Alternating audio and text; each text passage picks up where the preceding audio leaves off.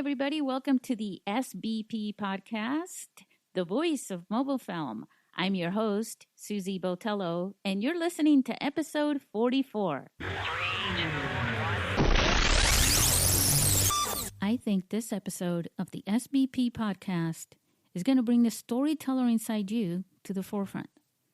Our guest shared his story with the entire world through a captivating and compelling film. C.K. Goldiing, he lives in Sheffield in the UK. And so we bring him to you so you can listen to him share how a challenge turned into a film that has inspired many people around the world. How can you grab your phone and share stories as films? Well, this episode will enlighten you, and it's also lots of fun.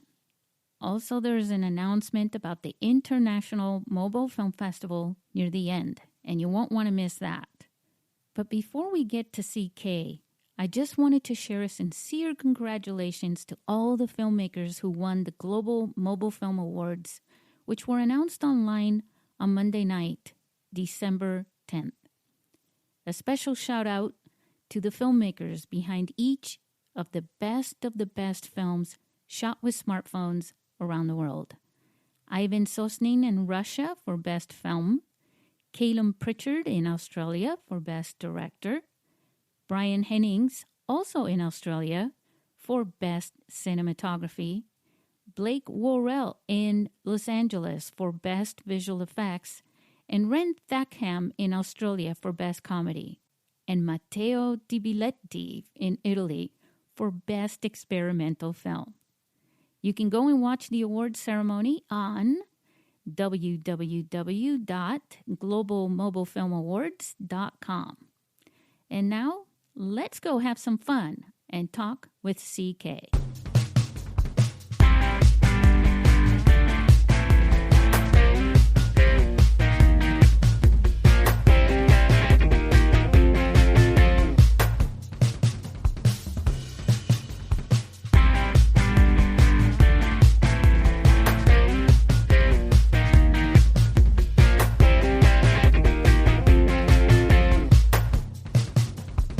CK, how are you? Welcome to the SBP Podcast. Hello. I'm excellent, thank you. It's pretty hot in the house I'm in right now, so nobody needs to know that, but I've shared the information regardless. Well, that's what you do. I'm not great with heat. Here's a question for you, Susie. Would you rather be too hot or too cold? And this is one for the listeners as well.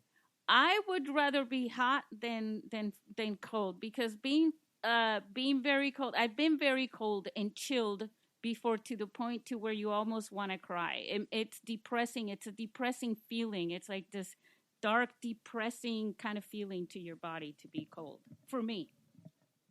Okay, I'm completely the opposite guy. I would every day plus Sunday rather be too cold. So this is like hell on earth right now. But there we go. Yeah, no, I totally believe you. And you know, you're in the UK right now. You're in what city was it again? Sheffield, UK. And and I'm in San Diego. And I actually, though, I would say that probably anywhere in the world right now has experienced extreme heat, unfortunately. Yeah, you and I were talking about this. The seasons are barely recognizable here in the UK now, as in when they stop and when they start. It's just bizarre. I mean, I remember growing up as a kid, to see snow in March or April was just, it was like something that it just didn't happen. But now the seasons have just moved back, so we don't see snow till kind of, March or whatever. It's just bizarre. Well, yeah, and I would say if we keep going like this, in about 50 years, it will be like a rare sight. I mean, you won't be able to even go to Antarctica and see what we see today even. True. So. Absolutely. So, but we're not here to talk about snow and heat and hell and freezing. Agreed. I mean, most people just looked on their phone to make sure they were listening to the right podcast. After that opening, they were like, what am I listening to here? Yeah, they're going to go away going, look, I want to hear about the Avengers. True. Yeah, there are more podcasts about the Avengers and things like that. At least for me, probably because I'm into all that stuff too. Although I would never call myself an expert on comics. Okay. Yeah. So, okay. So, hey, listeners, listen. So, because that's what you got to do anyways with the podcast is listen. But listen up. So we're talking to C.K. Goldiing. And did I pronounce your last name right? Exactly. Okay. You did. Because there are two I's in Goldiing. They are. Yeah. Hey, why don't you introduce yourself instead of me introducing you? I think you're remarkable in what you do. And it's very related to mobile filmmaking, although that's not something that you express all the time. It just happens to be that you have the phone and so you use it. But why don't you explain, just touch on what brought you here and then go back in your history and share your story. I would delight in doing so, Susie. So my name is CK. I am a writer and a creator and based in the UK, right now, Sheffield. And I, via a remarkable self-imposed adventure I set in 2015, became somewhat fascinated by non-scripted content, but more specifically, non-scripted content underpinned by my interactions with strangers. So I never knew in 2015 that I was going to just travel down this road of creating content based around interactions with strangers. I just got a little bit bored. I was at a point in my life when I wanted to have a mini adventure. So I figured out, okay, I'll go and do something in London, which obviously everybody knows is the capital of the UK, capital of England, excuse me. And I created a challenge called 100 Musicians, where the only thing I took with me to London was a camera, £100 and a bag of clothes. And my challenge was to equip 100 emerging, exciting new singers, songwriters, bands with their new official promo imagery, because I'm a pro photographer as well, by the way. That's a bit of a side point. So I was going to equip them with new promotional photographs. The hook was they paid me whatever they wanted for the photo shoot. So there was no minimum or maximum ticket price. If they only had £5, they paid me £5 and they got the full shoot that somebody paid me hundreds for, and vice versa. And the challenge was to get from 0 artists to 100 artists before the money ran out. If I ran out of money before I finished 100 or found 100 artists, it was the end of the challenge and I failed.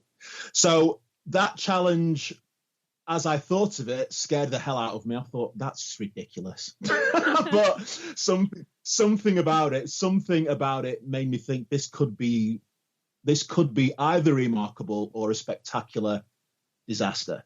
And you know what? What really mesmerizes me about your stories is that you really do thrive with a challenge, and you know that. So you challenge yourself.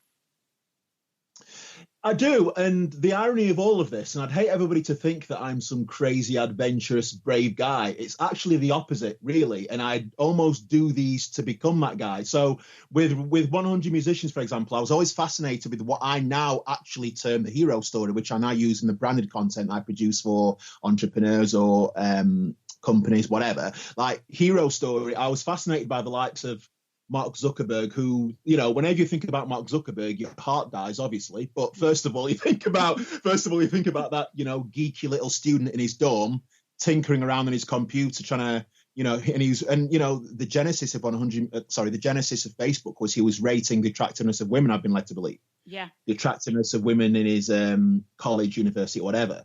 And then it just quickly grew into the behemoth that it is now. But everybody kind of understands the genesis of Facebook and where it started in his dorm. And it's quite seductive when you have that hero story attached to you. And, most famous, everyone has one, if you think about Jim Carrey, for example. I don't know if you're familiar with the Jim Carrey story, Susie, of how he was broke. He had nothing. He was living in his car and he wrote himself a check for £1 million. And he said, I'm going to cash that check because I'm going to become one of the biggest actors in the world. And then The Mask came along and he was commissioned for £1 million, maybe a year or so later. Are you familiar with that story? I'm familiar. I remember now that you mentioned it. I remember hearing that story because there. You know what? There are we're in a time period when stories like that are thriving, and I think it has a lot to do with social media, where you see them and hear about them. Different stories. There was one. Well, there's been several about people and stories like that. Like they're broke and they set a goal, and that's the driving force of their success. I mean, I've got to add a slight caveat to that, is that I agree. I actually, however, have a healthy dose of, I do have a healthy dose of cynicism with many that I'm hearing now, to be honest. Because I think it's almost as though people have realized that they need one now. So they actually just cultivate one out of thin air, regardless of whether it's actually true. Right. So I agree, but I was just always fascinated by them, and I guess I was unknowingly just really fascinated by stories. So whenever I heard things like Jim Carrey and Mark Zuckerberg, I was just fascinated by the concept of, it's the old adage, from small seeds acorns grow. Yeah. So I wasn't necessarily looking for a hero story. The idea for 100 Musicians just landed on me, like all my ideas just come and I'm not expecting them. And I just thought, wow, this could be remarkable. And that's the kind of thing that just really stands out and almost begins something else. So I was just, for a number of reasons, mainly I was bored. I thought, okay, I'm going to go and do this.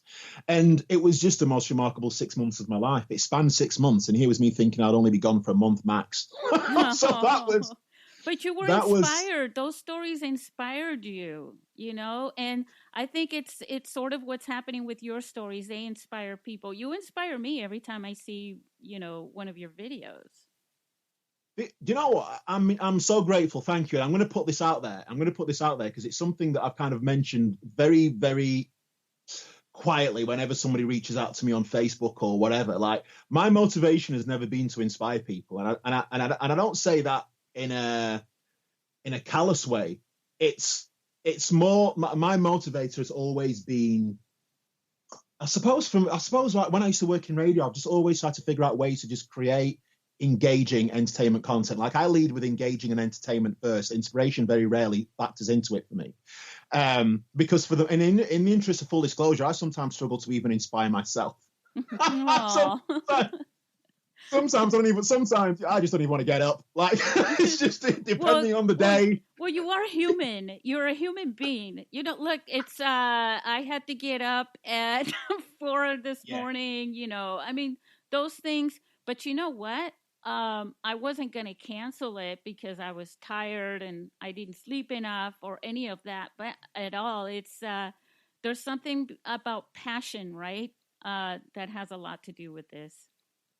Sure. I mean, with regards to what you're saying, if it wasn't for the allure of croissants, I very rarely would get up, to be honest. But anyway, that's a side point. But no, and again, listen, I mean, if talking about like my latest project, my latest short film, like some of the feedback that's come from that from people from across the world is remarkable. And like when somebody tells me that anything I've done in the past or one of my stories has inspired them, it makes me very happy. I just feel it's essential for me to just make sure that I just feel it's really critical for me to articulate that my biggest motivator is engaging, unique content. Like, that's just what I thrive on. So whenever I have an idea, I'm never thinking, will this inspire people? I'm thinking, wow, will this make people think, Jesus, what is he doing? Yeah. That is what excites me. Every single time, that is what excites me. And that's my barometer as to whether or not I'll go forward with a project. Like, will it wow people? Well, I think inspiration is a consequence of doing what you're doing. Yeah, definitely. I accept that. So look, I was reading on your website. It says the definition, because I want to talk to I want to get our listeners. Well, before I do that, really quick, what was the outcome of that challenge for yourself? Really quick. 100 Musicians, very quickly. So it was 6 months. It was 6 months living 90% in hostels, because obviously I had to keep my spends low. So I just slept in hostels for the 90%. The 10% were people I met along the way that loved the challenge, connected with it, engaged with it, and let me sleep on their sofa or gave me a bed for the night, whatever. The outcome was I completed it in 6 months, and I just remember that last day as I was ready to get back on the coach back to Sheffield, I was sitting outside a Costa Coffee outside Victoria coach station thinking, wow, what have you done? That's just remarkable. A little bit lighter than I was a little bit lighter than when I started, obviously, both in terms of weight and energy. But it was just remarkable, and that is when everything started for me in terms of the lane that I have now decided to impose on myself with unscripted storytelling based on strangers. And what was the result of that? I mean, you achieved your goal basically, right? You challenged, you met that, and that connected you, or that brought you, or had you leap forward into 61 Hugs? No, so 100 Musicians was 2015, 61 Hugs was May of this year, so there's almost exactly 3 years separating the two things. And there was a series of continuing series that have been in between those. So there's a series I have on my YouTube channel called Something About Strangers, which just documents random things that happen to me as and when they happen. And as you correctly said, the thing I love about using my mobile is it's just so convenient, and like, because I don't necessarily write ideas then go out and film them. Ideas come to me, then I just capture them in the moment, and that's the beauty of the mobile phone, that you can just grab it out and think, wow, this is crazy. I think one episode where I was in a bar and some rich people offered me some sponsorship for no reason other than they liked me. That was crazy, and people still talk about that to this day. And that was filmed on my mobile, so I just whipped it out and I just made a story out of it. You know, and that's the part that I like to emphasize too, which is what helped me, you know, when I first launched my film festival. It's that the empowering of storytelling, and then to be able to have, I know grammatically I didn't say that right, but basically to have a phone in everybody's pockets or in everybody's hands all around the world is what was the driver for me of saying, you know what, if I created this platform, everybody in the world could be a part of it. And through storytelling, it's not so much about, hey, you know, what lenses can you get? What apps can you use? I mean, of course, you know, you need that, especially if you're making, you know, the Lord of the Rings on a phone or something like that, right? But the whole point of it is the storytelling part. And that's what inspires me about you, because you're taking simple, everyday human stories and you're sharing them with people, and you're inspiring them through those stories. We were just talking about your phone, and it was, you said it was a Samsung S something, right? And my baby S6, Samsung S6. And it's a remarkable phone, because one of the things, you know, for our listeners, I'm sure you Google, you know, how can I make a great smartphone video and things like that. And even for myself, I tell people, you know, use a professional microphone if you can. Use your earbuds or something, because the microphone on the phones is pretty bad most of the time, especially if you're in a noisy coffee shop or something like that. But then I look at your video and I'm watching it and I'm listening to it, and it sounds great. And that's important when it comes to the story, you know, part of video is sound. And you do a great job with that. So you just pull out your phone out of your pocket and boom, you create a story, and it's happening, unfolding, but you're a natural storyteller. So you drive that story through. Thank you. The best anecdote I can give to you of how little regard I place onto what I'm using to tell a story is this. It wasn't until, I would say, maybe a year ago, and this will probably make you laugh. It wasn't until maybe a year ago that I actually realized that when I'm making content on my phone, I'm very rarely actually giving my lens a quick brush beforehand.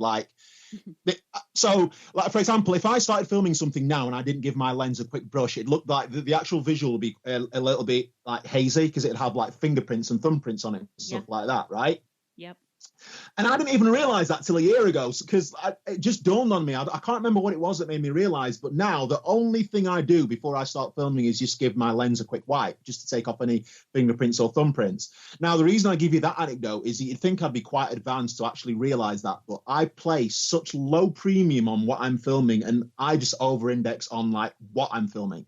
So when I'm in a situation where something just remarkable is happening, like, you know, the people that offered me an investment for no reason other than they thought I was funny, like, I wasn't for a second thinking, oh wow, whenever I finally finish this video and upload it to YouTube, people are going to be like fascinated by what I filmed it on. I'm thinking, Jesus, can you imagine telling a story of strangers offering you £50,000? The actual means of which I'm going to tell that story are completely immaterial to me.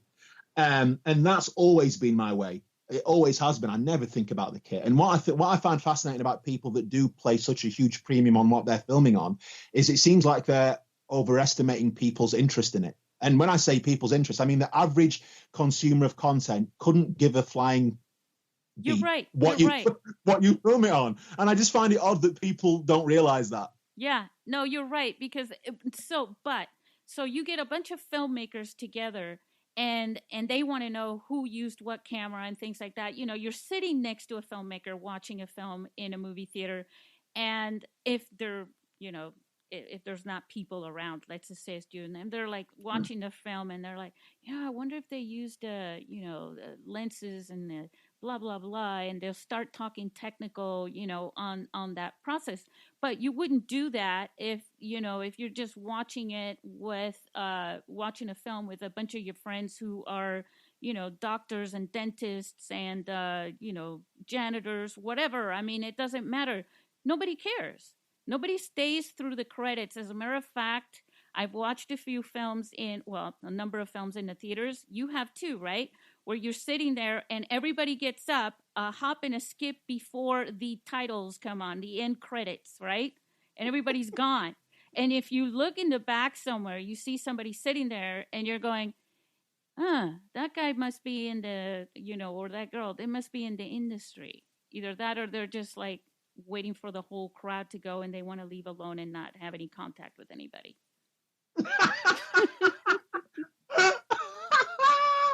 Right, okay.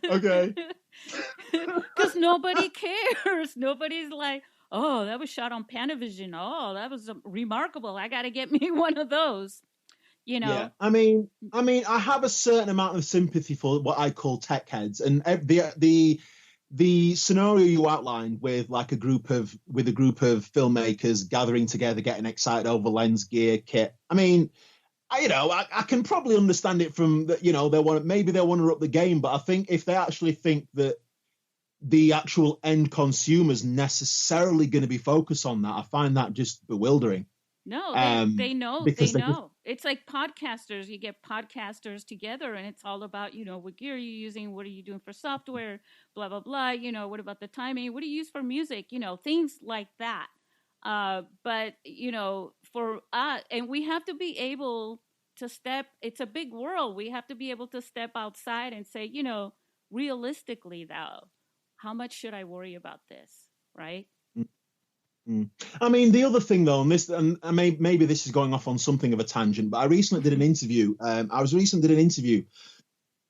interviewed for my latest short film, 61 Hugs, and one of the questions was, how long have you wanted to be a filmmaker? And I remember thinking, hang on a minute, I don't even define myself as a filmmaker, and I never have. And like the reason I don't is because I consider myself a writer and a creator first. So by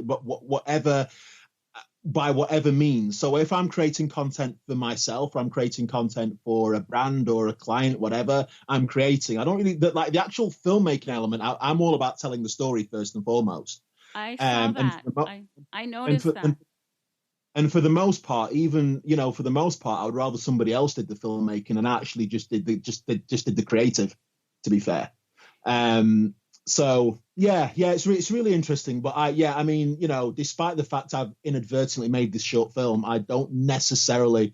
I mean, listen, it's semantics. Call it whatever you want. But first and foremost, I do consider myself a creator more than a filmmaker, because I think filmmaker seems like a bit too much of a narrow box for me to sit myself in, and I dislike being put in boxes at the best of times. Yeah, no, and you're so right there. And I know I'm not the only one. There are people out there saying, "Look, you're not the only one, Susie. CK, you're not the only one that's emphasizing the storytelling part. There are more and more people. Storytelling is a big keyword right now when it comes to content." And there's a reason for that. It's because, like I said, you need to sometimes step above and say, look, what is it about that film, right, that makes it unique and special, captivating people and bring out the emotion and so forth. And that is the story in that film. And we got to remember that when we're creating content. But no, I understand what you mean about you're not thinking of yourself as a filmmaker, but on the same token, you are sort of dipping your feet in it as a consequence of how to share your story in a great way. And video is definitely one of the most captivating forms, right? Well, yes. And to that exact point, Susie, here's a fun little analogy that will, fun little anecdote. When I made 61 Hugs, the first person I showed it to was a trusted creative friend of mine. And 61 Hugs was only ever meant to be another chapter it was only ever meant to be another standalone CK YouTube video. It was never meant to be necessarily, it was just another CK YouTube video, right? So then I showed it to my friend, and the very first thing he said to me, he said, I remember it like it was yesterday, said, CK, under no circumstances can you share, push, promote, or market this as another CK YouTube video. You've accidentally made a film. And that's the truth of the matter. Like, I wasn't even thinking about making a film. I just had an idea and I went out and filmed it. And then my friend said, mate, like, you can't market this as a film. And I said, well, I mean, as a CK YouTube video, you've made a film and market it as such. So everything that's happened since September when it came out, like that, we're now 3 months since it came out. Yeah. That's because what he said made so much sense to me. It's a real story. It's got a beginning, a middle, and an end. It's not just a moment that you captured. That's pretty much what he was saying. And he said there's certain elements of it that just elevate it over everything you've done before, like namely the end, and just the way you've told it. It just feels like something you've never done before, and it just feels like a separate entity in itself, and it just needs to be shared in that way. So that for me was a pivotal moment, because had he not said that would just be another YouTube video, and that kind of influenced everything that came after it. And I don't feel like I'm revealing any secrets I should keep to myself here, because if this inspires anybody else to do likewise, then good. But that's the exact reason that I built the whole website for it, because I wanted it to have its own ecosystem, if you like. I wanted it, I didn't, for example, just to give you context, when I was thinking about releasing it, I didn't want to send people to YouTube, because I knew psychologically that put them in a YouTube mode, like they were watching a YouTube video, which comes with all its own baggage, right? Right. So I thought, okay, so if I have its own website and I send them to it and it's clearly a film, that puts them into film mode, which comes with its own baggage as well. Does that make sense? So I kind of thought, but at the same time, it's so connected to all the other videos that you have on YouTube that that basically it's also a great way to promote all the other stuff that you do, all the other videos as well. That's a beautiful observation, and thank you for making it. And that is exactly why there's a page on the film website, 61hugs.com. That's why there's a page on there called, what's it called? History, right? There's a page on there called History, which outlines why 61 Hugs is a thing that exists and where it came from, and that's referencing everything that came before it. And you're absolutely right, and thank you for noticing that without everything, without 100 musicians, for example, or without the ongoing series on YouTube, 61 Hugs would never be a thing. And the reason I say that is because although when the idea for it came to me, I was terrified, and I thought, you can't go up to people in the street and ask them for a hug. You just can't do that. So although every fiber in my body was saying this can't possibly be a thing, I had a, what's the word I'm looking for? Okay, I had a precedent, right? I had a precedent of every time I'd done something similar, it was a beautiful success. So I knew I felt exactly the same way before each one of those things as well. I knew that every fiber in my body was saying, you can't do this, it's ridiculous. And I've got to realize that that's just our natural instinct to keep us safe, but it doesn't mean it's right. Right. I hear you. Well, now this is a great segue, because you were just talking about your website into what I was going to read earlier. So I want to talk about 61 Hugs. And I want to share with our listeners a little bit here what it says on the website, at least the first part of it. It says, crippled by a lifetime of overthinking, CK is a typical artist, forever worried about rejection, people's perceptions, and how things look. One day, he meaning you, is challenged to leave his house, walk the busy streets, and ask 61 strangers for a hug. Keep going with this, CK. Share with our listeners what happened. Do you expect me to recite the rest of the synopsis? No, what I want them to tell you to tell them is, because now you're talking about how it terrified you, but why this challenge was important to you. I mean, it was. I suppose in terms of, to answer your question directly, why was it important? It was almost because I wanted to test my theory, and my theory is that the little voice in our head that's always telling us BS is very rarely right. And I realized that through a few things that I'd done beforehand. And when the way 61 Hugs plays out is exactly what happened. So that final scene when it's, when it's sharing where the inspiration came from, that's exactly what happened. And I was sat there, and then the idea was given to me to go out and ask 61 strangers for a hug. I mean, you and I don't need to reveal where that idea came from. No, because that's part of the suspense of the story of your film. Yeah, that's right. But the second someone recently asked me what was the space of time between you being given that challenge and you deciding you were going to do it. And the truthful answer is probably a matter of seconds, because I knew immediately that there was potential for something remarkable to happen.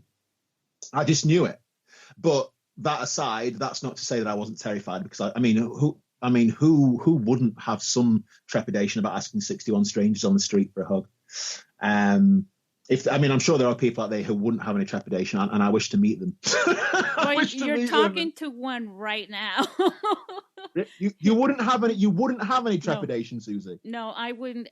But we're not all the same. So I actually was reading about this the other day, about people who hug people. I'm a hugger, right? I hug everybody. And there are people, but I know I've come across people who are definitely not huggers, and it's not that they're giving you a weak hug, it's just that they're uncomfortable with it. So I've been reading on that. It's like when I hug people, I just automatically assume everybody's cool with it, right? But yes, I've gone to strangers on the street before, because I unfortunately have this thing where if anybody's within my radius, I must acknowledge them and connect with them verbally or something, right? And I talk to everybody. And I've said, they'll share a very sad story or something, and I'll say, would you like a hug, or would you mind if I hug you, out of respect for that? But yes, most people, no, they're not going to just go around on the street and say, hey, can I hug you? And the way that you did it, of course, is you're like selling hugs almost. It's like, hey, would you like to buy a, newspaper, type thing? Would you like to can I get a hug from you because I got this challenge? And that's very much not easy. Just like selling to strangers is not easy. Yeah, and one of the favorite things that's happened since the film came out is the perspective that people take, and it's unanimously been embraced with such warmth, which is a beautiful thing. Like when you create something that is just universally received with such warmth, it's just a very rare thing. I think pretty much most artists probably get one bite of the cherry in their lifetime to create something that's just generally across the board just received with such warmth. It's just, oh Jesus. But yeah, and they're like, oh, it's really interesting. I wonder what would have happened if you hadn't have, shared with people that it was part of a challenge. But I felt that was really critical for me, because everything I do, I'm not like your prankster guy. Like I'm not the guy that's looking to make pranks or make people feel uncomfortable. Right. And because that's my one thing I refuse to deviate from. I thought, okay, I could go up to somebody in the street and say, can I have a hug? But why would I? Like for me, that's just going to inevitably bring a certain amount of, what do you mean? That's weird. And I just felt, you know what? I just want everybody to know why I'm doing this. Why wouldn't I? In the interest of full disclosure, I've been given this challenge. Would you be open to a hug? And I don't think by doing that it actually undermines whether or not they're going to hug me, because I still think they're at their liberty to say no. So I don't think it undermines the jeopardy. And the reason I say jeopardy is like when it comes down to the mechanics of creating a story, I realized like anything I do, if it doesn't leave me in a position of mild vulnerability, then it's probably not going to really resonate with people. And when I say mild vulnerability, that can be like emotional vulnerability. So with 61 Hugs, for example, the vulnerability in that was, will he be rejected? Like, will he be emotionally rejected? And I knew that there's something quite compelling about that proposition. Mm-hmm. And it's the same as 100 musicians. Like, will he run out of money? Will he starve to death? Like, will he? There were so many vulnerable elements to 100 musicians, and it's through that I realized how to add elements to a story that makes it, more fulfilling from a viewer's point of view. So I'm going into the granular elements of creating content, but actually in the back end of when I'm writing an idea, there's a lot of granular detail that goes through everything. So I hope people. And there's a thing of trust. So it's like the quote unquote man on the street stories, right? Where if you're a television station and you're going to do a man on the street show, right? You have to be careful about the kind of person you're going to hire to do that, because some people just don't have that in them. So they'll approach somebody with the exact same line. Would you blah, blah, blah, I got this challenge, I got to give a hug, or whatever it could be. And someone's going to turn around and punch them or something, you know what I mean?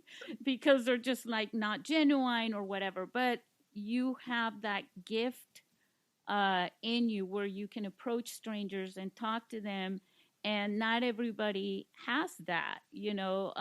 I have people telling me the same thing as well. It's like, well, you can walk up to strangers and they'll start sharing stories with you, and I'm saying, yeah, 9 out of 10 times, but there are always those few that just look at you weird, or they're having a bad day, or they just simply just will not engage. And that's a risk when you're see, the thing is with you, Susie, is that you routinely make just incredibly sage observations, and you're so right, and you're like a psychologist, and it's really funny you say that, because I mentioned earlier on that one of the reasons I was, let's say, comfortable to go ahead with 61 Hugs and not think it was going to be a disaster was based on the precedents before it, that it had always been all right. And I was very mindful that for reasons I've never really spent too much time trying to analyze, that generally people feel comfortable around me. Yeah.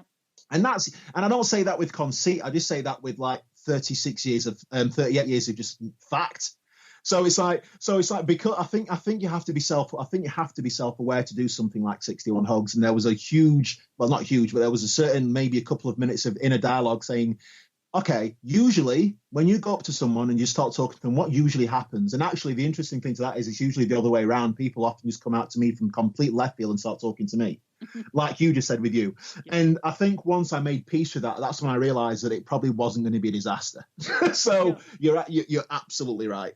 Yeah, and there are some times, you and I both know that some people come to you and they're just rambling on about something, and you're like, look, I gotta be somewhere, and they just really need that. And now the challenge becomes, so am I going to be sympathetic with that? I'm just gonna be a jerk now and just walk away from this person? So that's a challenge in itself too. Yeah, this is we're going into territory that I could explore. I could talk about that all day long. And I think with the passing of years, I've become so much more patient with that kind of human that you've just outlined. And when I say patient, I was never, ever, ever rude with them. But it's really funny. Like, me and my brother are so similar in almost every conceivable way. The only difference is people always characterize him as the nice brother. My nice brother. What I mean is he's just got time. He's just got patience. So the situation you just outlined then about somebody's kind of talking a little bit longer than you'd like because you've got somewhere to be. In my early 20s, I would just kind of say, do you know what? I've really got to run, and I'd run. Right. But my brother would just say, oh well, listen, just give him a bit of time. But I'm leaning more towards that guy now because I just have more empathy for it. I don't know if that guy's not spoken to anyone all week. I don't know. Yeah. So unless it's something like really, really, really life and death I've got to get to, then I actively find myself, you know what, just give the guy more time than the 20-year-old CK would have, and stop being a dick. I don't know if I can say dick. So. yeah, it's true. But you do have that point. It's very true. But again, that's the risk. That's something people say, oh well, everybody will talk to you, blah blah blah. Sometimes that's inconvenient, but part of your character is that you're not going to be rude and say, because I've had that happen to me, and I feel like I'm going to be rude, but I don't want to be rude. You know what I'm saying? Because for some reason they need that, and why not? We're all human. Yeah. So that's one thing. So share a little bit about what you do, because you don't just, this is not what earns you a living, basically, right? You do other things as well. This is another thing that makes me laugh, and this has been happening a lot recently as well. It's really bizarre, is that I've been getting asked this question with greater frequency now than ever before. It's bizarre that people feel the need to legitimize what I do, and this isn't happening in huge numbers, by the way. But a common question that I'm getting asked more now, and it makes sense because I suppose me as a creator, I've become more visible. In one way or another, the underpinning question is, do you make money through the content you create for yourself? Yeah. And it's almost like that is the ultimate legitimization of anything we do now as humans. I think also because you know what, it sort of falls in it's like an art, creating films and music, content and things like that, where we're in a place where content is also marketing and is part of a business, storytelling for marketing, storytelling, self-branding, all that stuff comes in together. And to be able to imagine, that sense that someone is being able to just do what they love doing, because you love doing this, right? Correct. Yeah. So it's like almost, I guess it's that kind of a question, like, do you get to do, let me rephrase it. Do you get to do just what you love to do all day, every day? Because if so, sure. Rare. Many people it's are going to be jealous. Yeah, I mean, do you know what? Do you know what though? I actually don't get precious about it anymore, because the way I've rationalized that question to myself is, for example, my creating of content is the equivalent of somebody that plays football like nobody in a million years would say to someone that plays football 3 evenings a week, or soccer to you, like nobody would say, do you make money from playing soccer 3 nights a week with your friends? It just wouldn't be a question you'd ask, would it? Right. Because it's just clearly their leisure time, their release, their creative release, their fun, whatever. But in fairness to creators whose equivalent is creating videos, that in itself is a new thing. Like vis-a-vis football or running or going to the gym or pottery or sewing, any hobby, any pastime, creating videos comparable to that is a new phenomenon. Is that fair to say? You want to know what the answer I'm looking for is, though? Go on. Because I think this would be wonderful, is if you said, you know what, Susie? You know what, world and listeners? This is how I make my living. I get to do this, and you can too. Fair. I'll take that. I'll take that. However, I know that the demographic that usually asks me that would run a million miles, because for the most part, putting themselves out there in front of a video is just anathema to them. So no, it won't happen. Yeah. But yeah, I mean, but to go back to the original question, have you noticed I do go off on tangents? But yeah, I mean, in terms of the content I create, that fuels my heart. And the actual content I create for commercial purposes is mostly, actually exclusively content in PR. So that's content in PR either for founders, entrepreneurs, or companies. I mean, but the irony is that now, and I suppose I always knew it would happen, is that now the lines are getting blurred. Like very quickly after 61 Hugs was made, I was reached out by a company that wanted me to create some content for them.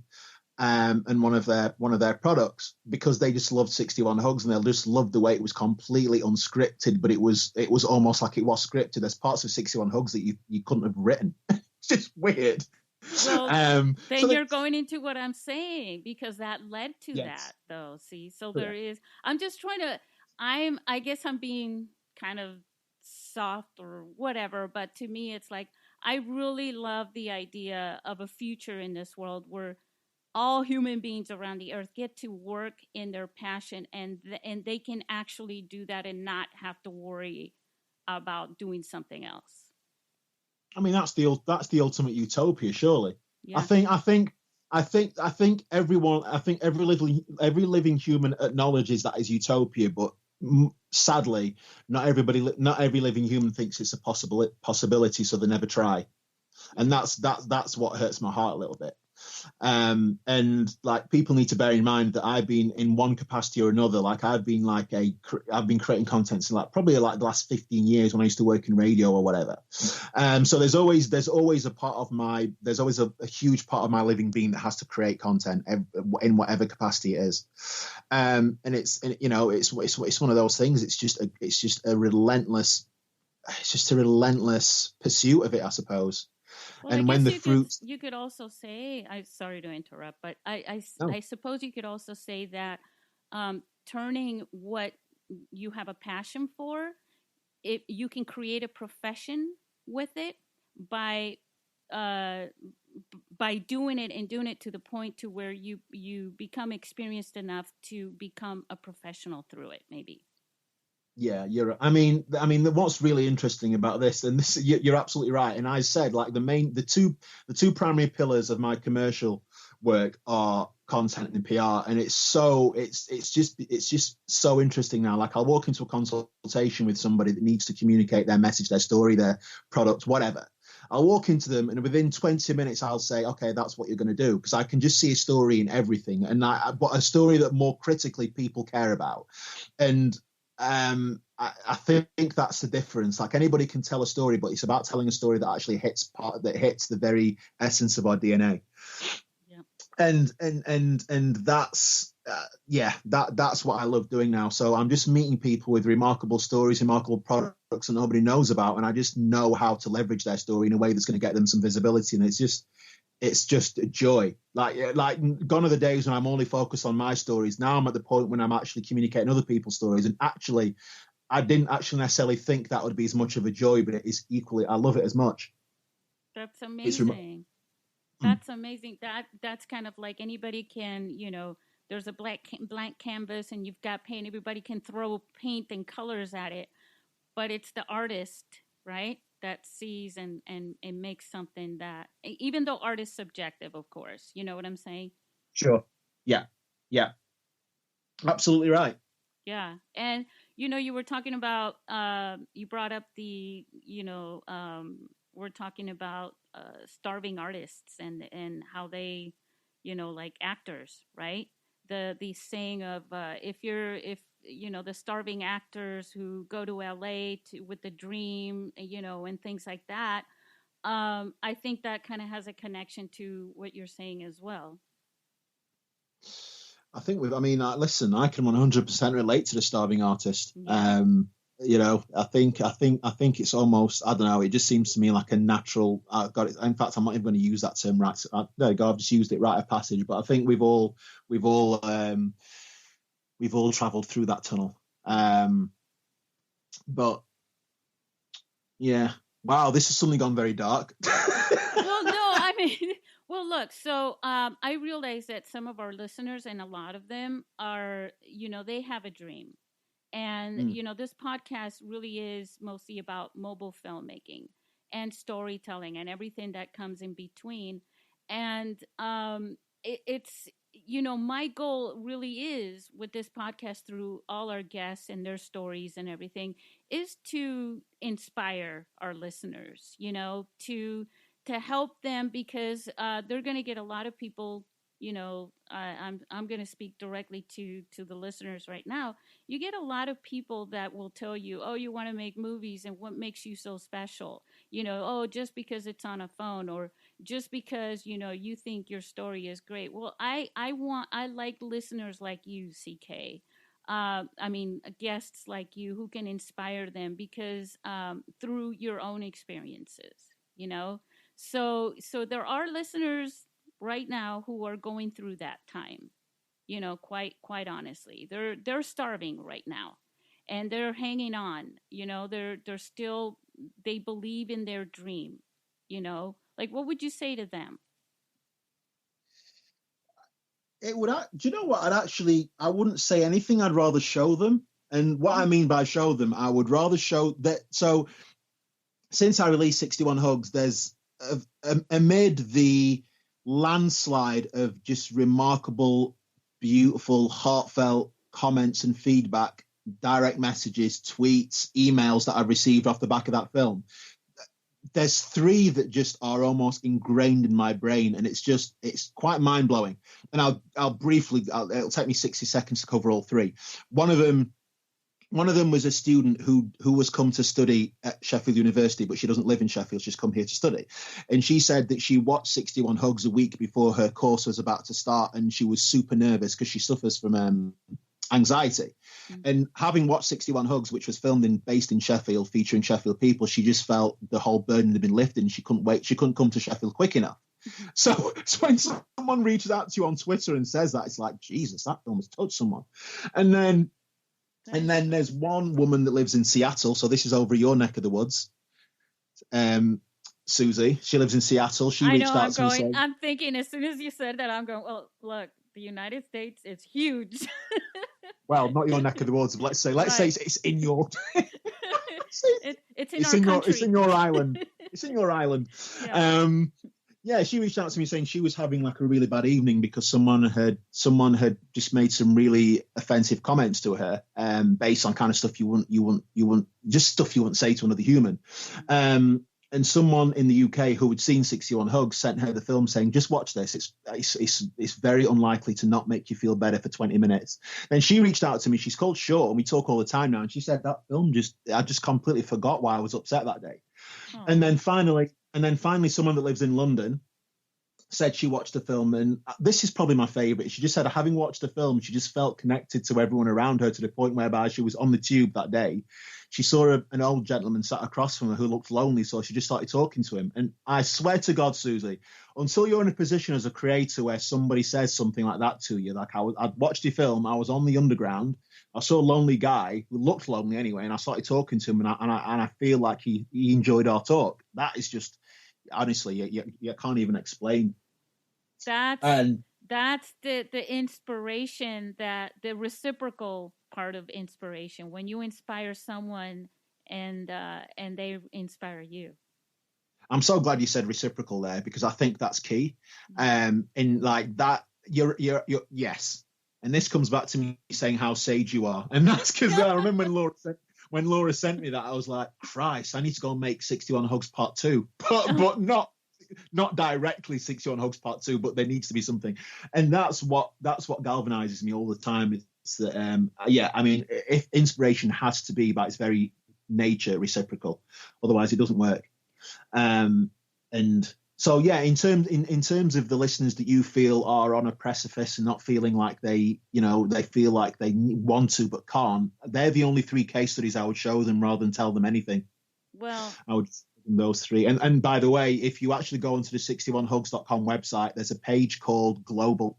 And if you scroll down to the bottom, all of them are, I've always wanted 61 Hugs to be about us, not about me. Like, I never wanted it to be the CK show. I wanted everybody to get stuff from it and feel something, and I wanted to share everybody's thoughts and comments. So if you go onto the Global page and scroll down, like pretty much every tweet I've received or direct message or whatever is on there. You can kind of see them for yourself. They're all outlined too. That's so cool. Yeah, I'm looking at it right now. Awesome.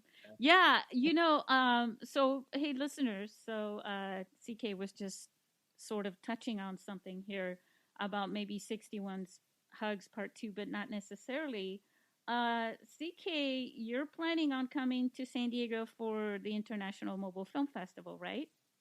Well, I am. There's no plan involved. It's happening, and it was, and it was like, wow. And this comes back to what I was saying earlier on. I mean, first and foremost, it was an absolute joy to have been invited. So thank you, and I'm eternally grateful and excited. So, well, yeah, I'm excited too. And let's make a challenge to each other to find the time to actually do that, and have you and me both.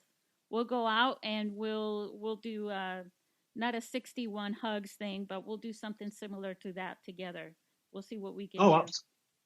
I'm all over that idea. Absolutely. Yeah. Yeah, totally. I want a partner in crime. I love that. Yes.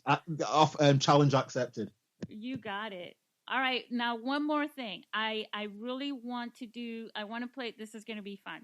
So there's a game that we play here on the show. It's called the 20-second shout out game.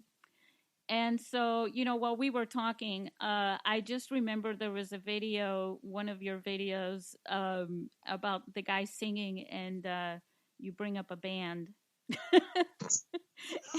so, I'm going to put you on the spot here because I think a lot of us connect through music as well. So how about that? In 20 seconds, you name your favorite bands, and I think that'll give people a good idea of who you are too, or their connection with you through music, maybe. So how about that? Would you like to do that? I would happily. What do you want? One band or as many as I can name in 20 seconds? As many as you can in 20 seconds, okay? So. Oh my God. I know, right? So I'm glad I'm better off in this end than in your end. This is. Oh God, I'm so happy. I'm so happy we're doing this at the end of the 1 hour podcast because I'm hoping that nobody that knows me is still listening at this point. Oh, stop! I'm hoping that they're all listening through for this part specifically. Because this is going to be the point when my list is peppered with some credibility, but peppered with just absolute. Oh my God, CK. Well, you know what I say about my neighbors. If they got to listen to, and I'm sure they have to sometimes because I play it loud sometimes, all the different bands that I listen to, they would say, "What kind of a person lives in that house?" It's just all over the place. It's funny. All right, so okay, let's do this. Okay, so you're going to time me when I got 5 seconds left then? Yeah, okay. No. I'm going to time you and you got 20 seconds from the time I say go. Go. Okay, my number one band right now of all time is the Jezebels. Jezebels, Australian band. UK band, October Drift. I love pop, so I'm going to have to throw in some NSYNC and some Backstreet Boys in there, just for timeless classics. Moona, an American band, particularly fond of them. God, oh, good. That wasn't as bad as I thought. Well, 20 seconds actually goes by really quick when you're doing a contest like that. I mean, that felt like 10 seconds, if that. That was. Oh God, I'm. You know what? I'm satisfied with that list. I'm satisfied. Yeah, I am too. Now, familiarize me with the band that you said from the UK. Well, the band from the UK called October Drift. Yeah. And they are a 4-piece who make me incredibly happy. But that, I've just seen their ascendancy from when they were somewhat unknown to just now touring with some of the biggest acts in the world. And they are very much on the ascendancy now. I'm going to see them this evening, so that's why they were very front of my mind, actually. And I mean, the video I alluded to earlier on when the rich people offered me 50k sponsorship, I knew that video had the potential to really engage and entertain and move people, so I actively used an October Drift soundtrack to that one. So I don't know if you've seen that video of mine. I think it's called CK offered 50k in bar. If anybody's interested, YouTube, CK offered £50,000 in bar. Well, now that's something we all wish we could experience, right? I know. That didn't materialize in the end. We actually did have follow-ups. But anyway, so that's October Drift, and I just love them. Oh, that's incredibly awesome. Consistent, incredibly hardworking, unbelievably hardworking, and I think they've gone through every emotional high and low that an emerging, ambitious, hungry band can go to. As in, how close are we? Do we? Anyway, yeah, I love them. That's pretty cool. That's I watched a film on Netflix, which was about a band that ends up in this horror scene, and I don't want to blow it for everybody, but it's a horrific movie. It's horror. It's complete horror thriller, but it is about a band, struggling, to do gigs. They just end up in the worst possible gig you could imagine. So yes, bands are they go through a lot. They work really hard. Talk about passion, right? Yeah, absolutely right. Absolutely. Yeah. And actually, I've got one more point which will really speak to why you love doing these podcasts. And I think underpinning everything, Susie, is you want to inspire people that are doubting, right? Yes. Are doubting the merit of making content on their mobile. And this speaks right to that. Like the band I mentioned as my favorite band of all time was the Jezebels, right? Yep. And they're an Australian band. And during 100 Musicians, that challenge I did in 2015, I listened to no music more than them. I just love them. And then fast forward maybe 2 years to 2017, I, by complete fluke, realized that the lead singer Haley was in London. Oh. So I can be quite cheeky sometimes. So I just thought, well, I've got absolutely nothing to lose reaching out to her manager and saying, would she be open to a chat? Because it's my favorite band in the world, right? Why wouldn't I just try my chances? Right. So I reached out to the manager saying, would she be open to an interview? I am a presenter, so she'd be in capable hands. And he just said, I'll forward her the email. So we forwarded Haley the email. She got back to me now saying, yeah, cool. We can meet in this pub, have a chat if you want. And once again, It's very, very like me. The thought of bringing a camera crew didn't even ever enter into my mind. It just never wasn't something I thought of. So I filmed it on my phone like I always film it. And like people from all around the world discovered it. And like in terms of my audience now, there's one guy in particular that found me through that interview on my phone, and he buys all my merch, and he's so supportive of me. And that was just me recording a piece of nonsense on my phone. It wasn't even an option for me to not use my phone. I didn't even think about anything else. So I just think the possibilities that can happen when you've got your own film crew in your pocket, just never underestimate it. It's true, and it's just too easy not to do it, right? Yeah, absolutely. Yeah. Absolutely. And again, just lead with story first, and don't worry about the tech. Because if that interview wasn't fun and we didn't have so much fun in that interview, nobody would have cared. But that would have still been the same if it was filmed on a whatever traditional film camera. You have to focus on the content first and make that consumable. And as long as it's consumable, nobody cares how it's served up to them. Nobody. It's almost in a bit like journalism. You know what I mean? Where people think reporting, but they really are. Their reports are most of the time they're creating stories. They're sharing stories too. And they got to find a story they got to talk about content, right? They've got their news piece, right, on TV, and they've got this time slot, and they got to fill it up with stories that are and sometimes, you go to some small town somewhere, there's nothing really that wonderful happening or that crucial, or, the whole bleed if it leads or whatever. There's nothing like that. And they got to find a story in simple things, right? Yes. So sometimes you think that like we just have moments and we know they unfold right before our eyes sometimes.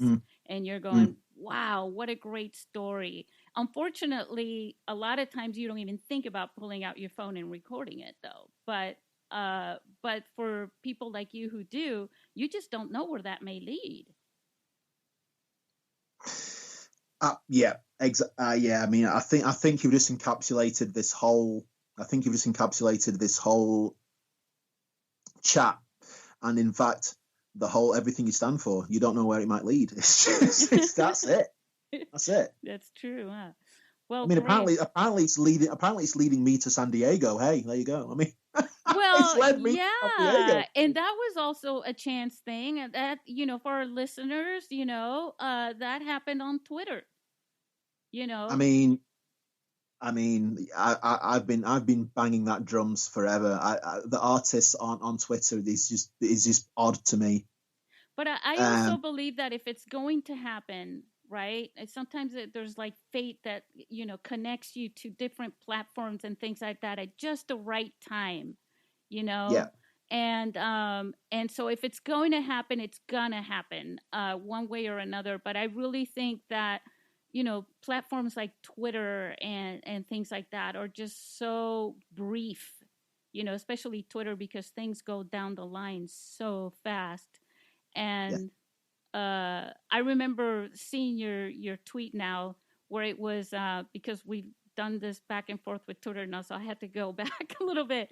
And it was a tweet from you saying, thank you for supporting the mobile filmmaking, whatever. And I saw that, and you get that on Twitter where people say, thanks for the follow, blah, blah, blah, all the time. But there was something about yours that made me go, you know what, I'm going to go check this profile, click on their link, click on this, and then I saw some sort of a connection. I didn't even see the video yet. Sure. I didn't even see the video yet. And then when I saw the video, I was like, oh my God, I got to connect with him and invite him to come to the film festival. This guy has a story that's going to inspire everybody at the film festival. And so I'm really looking forward to that. As am I, Susie. As am I. All right. Well, the birds are chirping out here now. And for you, it's going to be time for dinner soon. Anybody that knows me knows it's always dinner time. As long as I'm awake, it's always dinner time. And that's, I don't know, if you're like me, it's like, that's 23 hours a day. Correct. But it's been a lot of fun. I loved the conversation. I learned a lot from you today, and I'm sure our listeners did too. So, thank you so much. Say goodbye to our listeners today. It's been a joy, friends, and I look forward to talking to you more. Certainly, come along, come to San Diego. Come. I mean, if I'm going and I'm at several thousand miles, you have no excuse if you're there. Yeah, let's all hang out. Yeah, and follow CK. Like I said, Twitter, but there's also. Do you have an Instagram? Yeah, it's CK Goldiing on everything. So that's CKGOLDIING. There you go, guys. So go follow him, and then definitely go to the website, which we said before, and it's 61hugs.co.uk. 61hugs.com for brevity, but .co.uk will get you there as well. Okay, yeah. I memorized it because I always look at the browser address whenever I click on something. I don't know if anybody else does that. I bet nobody else does that. All right. Well, hope everybody has a great rest of your day or evening, and lots of luck to you. Make a movie. Have a great day. Bye.